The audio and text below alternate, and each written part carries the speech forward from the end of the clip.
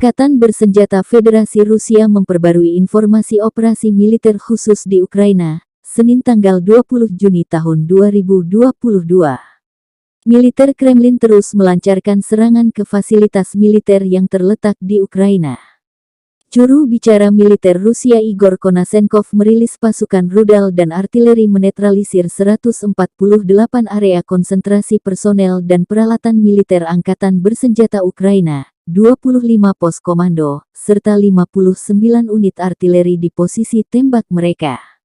Serangan yang diluncurkan penerbangan, pasukan rudal dan artileri mengeliminir 450 nasionalis, 13 tank dan kendaraan tempur lapis baja lainnya, serta 16 kendaraan khusus. Sistem pertahanan udara Rusia menembak jatuh 1 MiG-29 dari Angkatan Udara Ukraina di dekat Apostolovo, wilayah Dnepropetrovsk.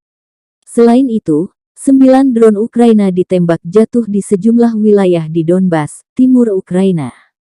Secara total, 208 pesawat terbang dan 132 helikopter, 1.260 kendaraan udara tak berawak, 345 sistem rudal anti-pesawat, 3.696 tank dan kendaraan tempur lapis baja lainnya, 576 kendaraan tempur yang dilengkapi dengan sistem peluncuran roket ganda, 2055 meriam dan mortir artileri lapangan, serta sebanyak 3.731 unit peralatan militer khusus telah dihancurkan selama operasi militer khusus, kata Igor Konasenkov dikutip Tribun Timur hari ini. Dari pihak Ukraina, Kementerian Pertahanan merilis data 200 prajurit Rusia meninggal dalam 24 jam terakhir.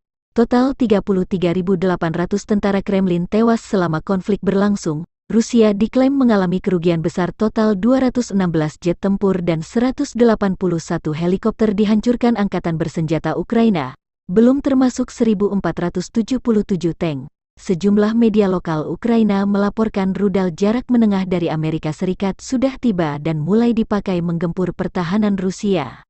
Terima kasih sudah nonton, jangan lupa like, subscribe, dan share ya!